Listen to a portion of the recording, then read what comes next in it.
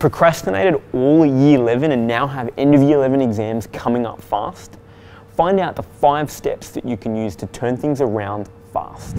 Step number 1, create a catch-up list.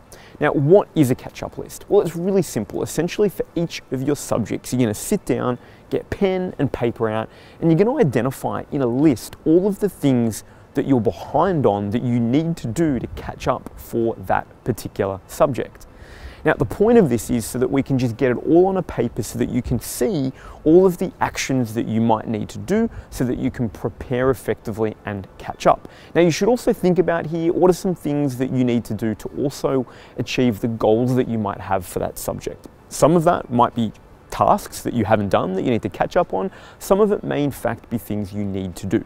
Once we have this, it begins the first step in thinking about what the plan needs to be in how you actually get back on top of all of this to catch up for those end of year 11 exams. Step number 2, prioritize using the traffic light system.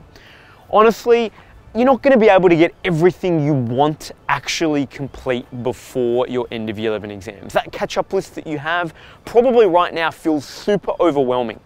And I think the key here is about prioritization. It's about identifying the key things that you should work on that's going to move the needle the most in the quickest amount of time.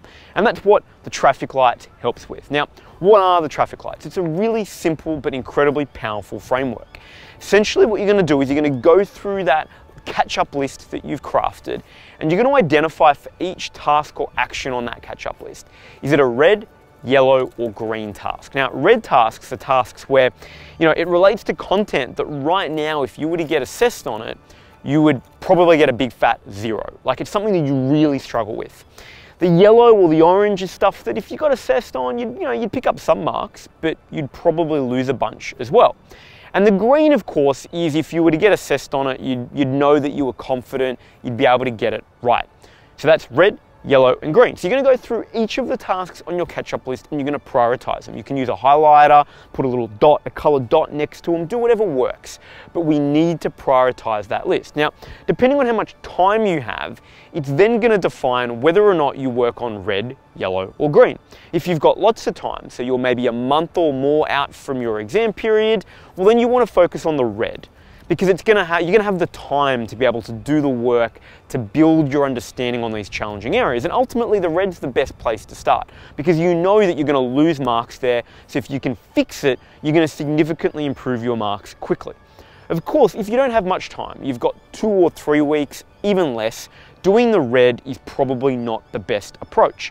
Because one, it can take time, it can be overwhelming, it can make you feel anxious. It's actually a better approach at that point to work on yellow and then reinforce green. Because what that's going to do is it's going to A, make sure you get everything right that you already know, the green, and it's going to help you turn things that you might lose a couple of marks into green so you'll actually make less mistakes across the entire paper.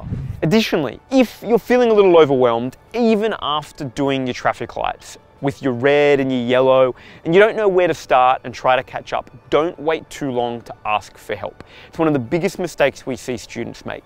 Get in touch with our team at Art of Smart Education. We've got some incredible teachers, tutors, and mentors that can help you catch up fast and get mastery of these difficult areas.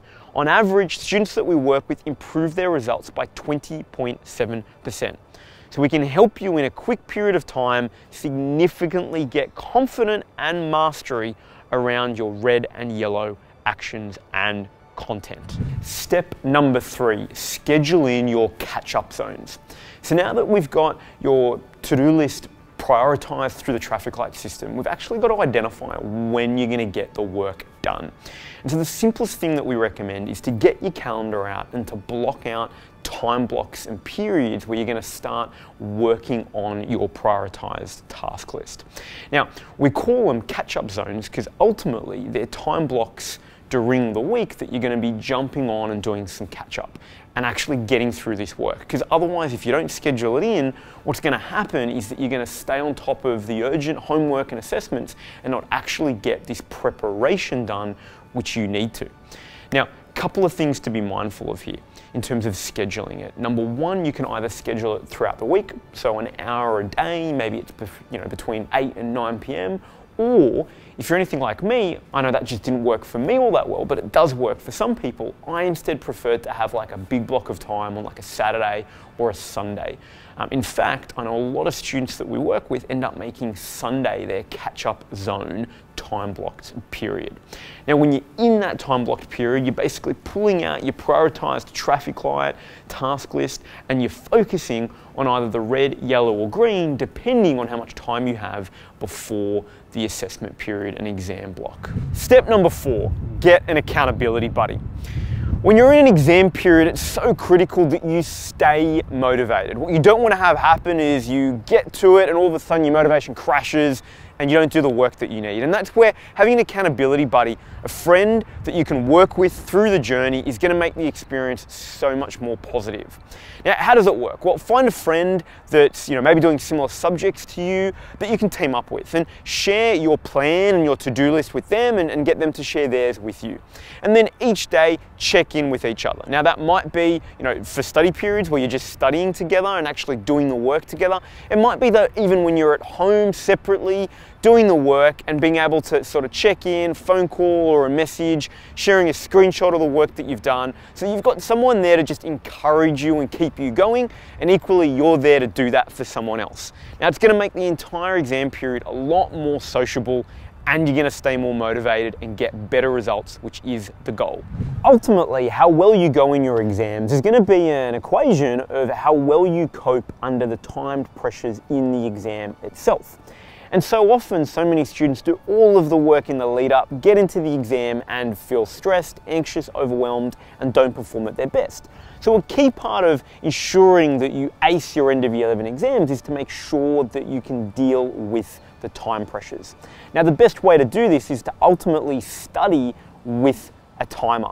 So you can get comfortable with the timer ticking down, tick, tick, tick, while you're actually working on the questions. Now, of course, there's not a lot of end of year 11 exam papers floating around.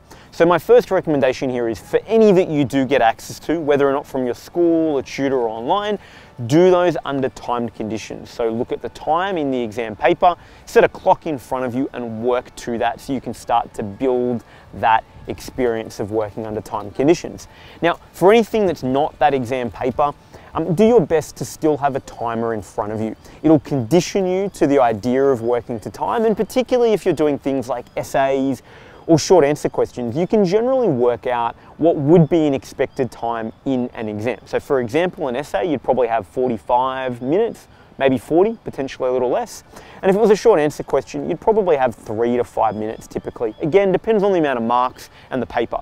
But you can work that out looking at those past exam papers for your end of year 11 exams that you've got access to, and use that then as a proxy when you're actually doing all of your prep, so that you can build that really strong confidence of coping with the time pressures that come with those exams. So there you have it. That's the 5 steps to turn your year 11 results around fast and get ready for those end of year 11 exams. Now, if you have any questions about it, let us know in the comments below. Importantly, one of the biggest mistakes we see students make is they wait too long to ask for help. One of the best things that you can do is actually get help early so that you've got more time to actually fast track that revision. Get in touch with our team at Art of Smart. We've got some incredible teachers, tutors and mentors that can work with you. On average, the students we support see improvements of 20.7%. Head over to artofsmart.com.au to find out more.